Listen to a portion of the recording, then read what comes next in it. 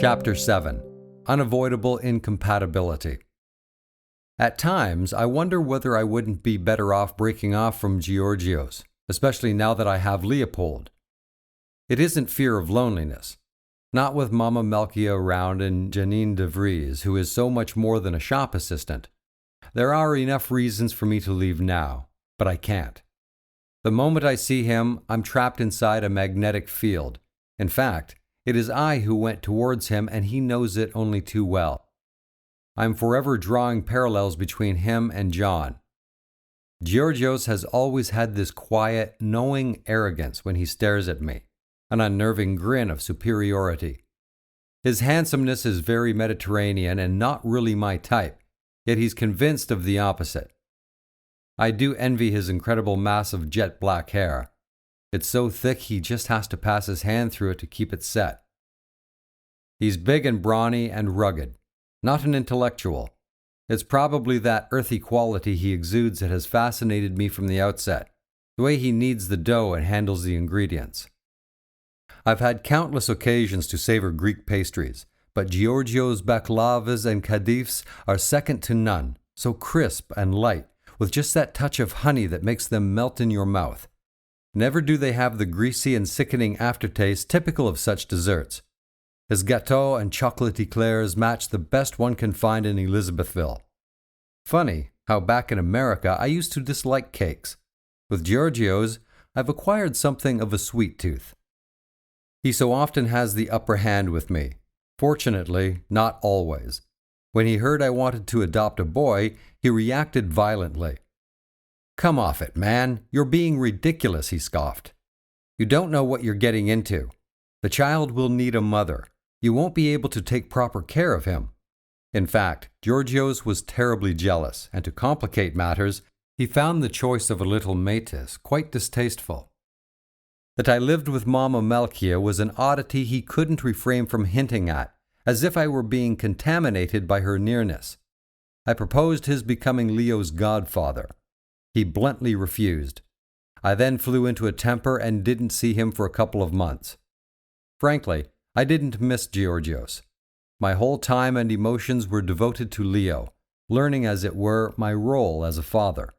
I was much too busy working things out with Mama Melkia and listening to Janine's solicitous advice.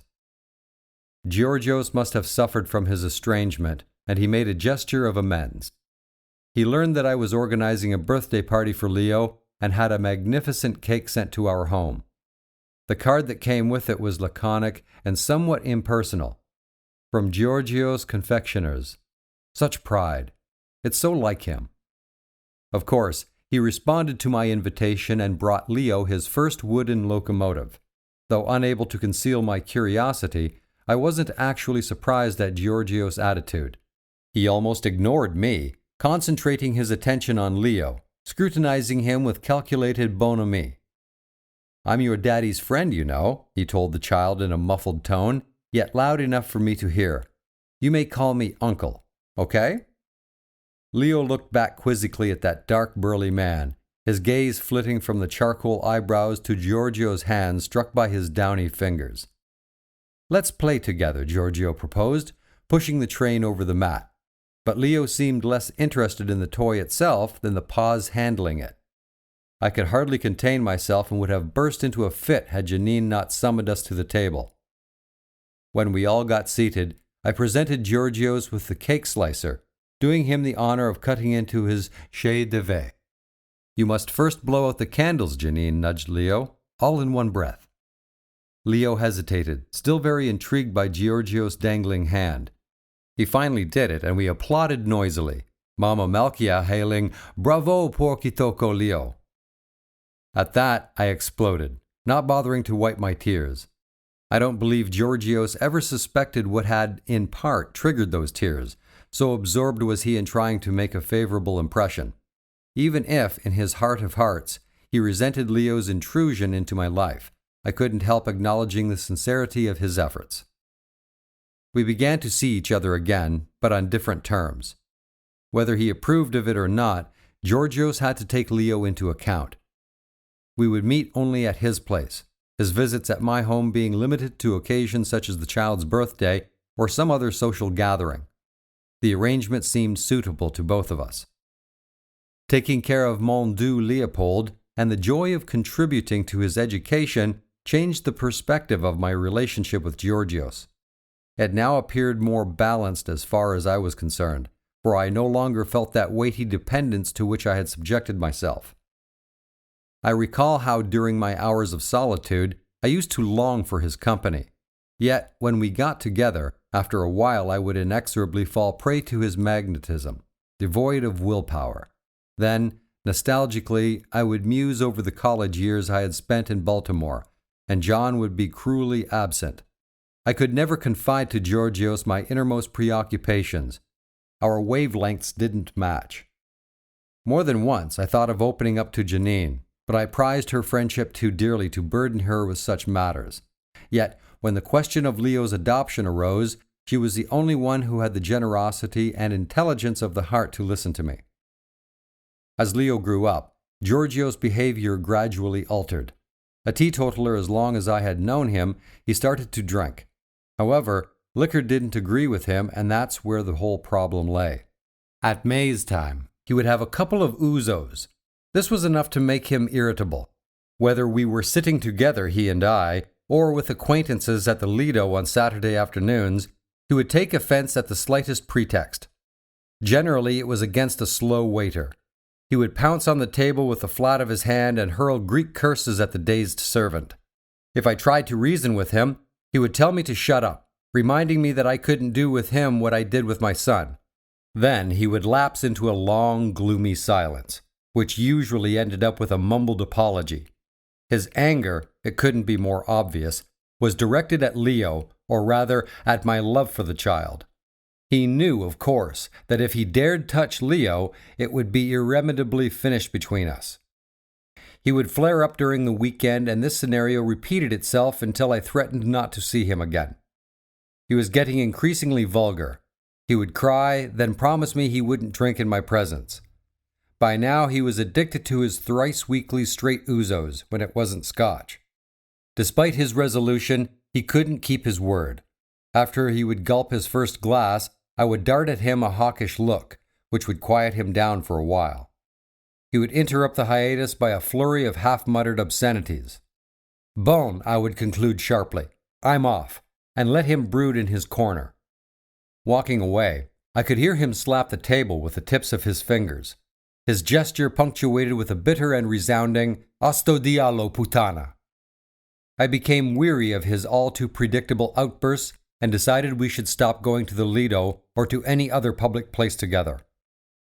The last straw came at New Year's Eve, when I had the De Vrieses and the Moores from the British consulate at home. Save for the small incident involving Mama Malika, I had invited her to join us for dinner. The evening proceeded beautifully. To please me, Georgios had even abstained from drinking wine at table.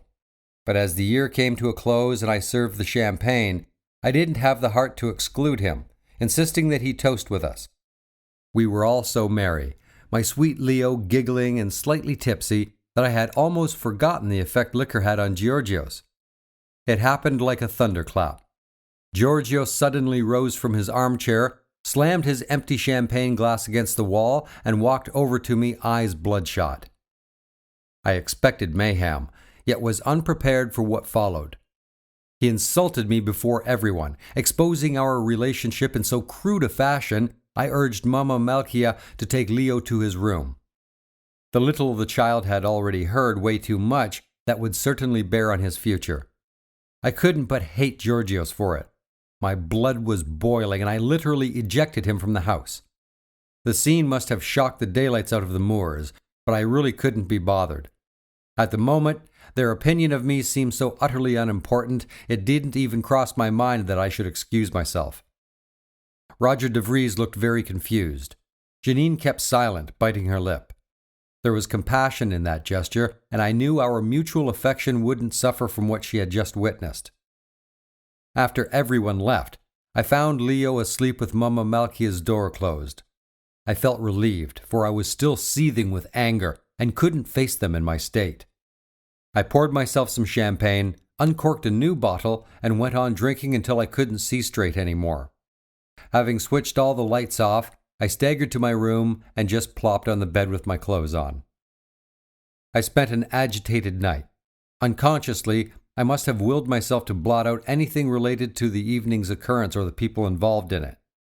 The only images I recall are violent splashes of colors accompanied by moans, probably my own.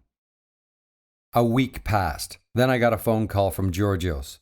His voice was faint, hardly recognizable. "I have to see you," he pleaded, "as soon as possible." I told him we had nothing further to discuss. "Harry," he went on, "I'm sick for what I did. Please come."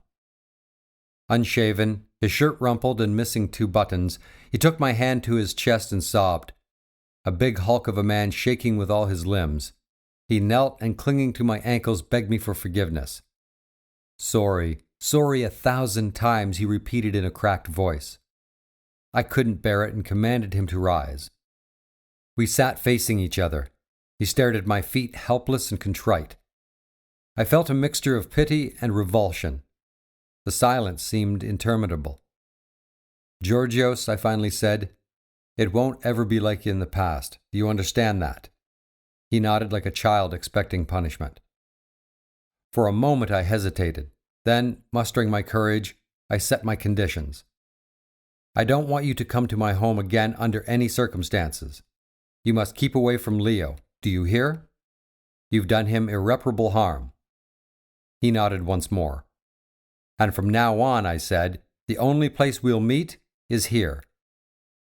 "Thank you, Harry," he answered hoarsely. I despised myself for even conceding to see him at all. I had promised myself that this time it would be over and done with, and Georgios thought I was being magnanimous.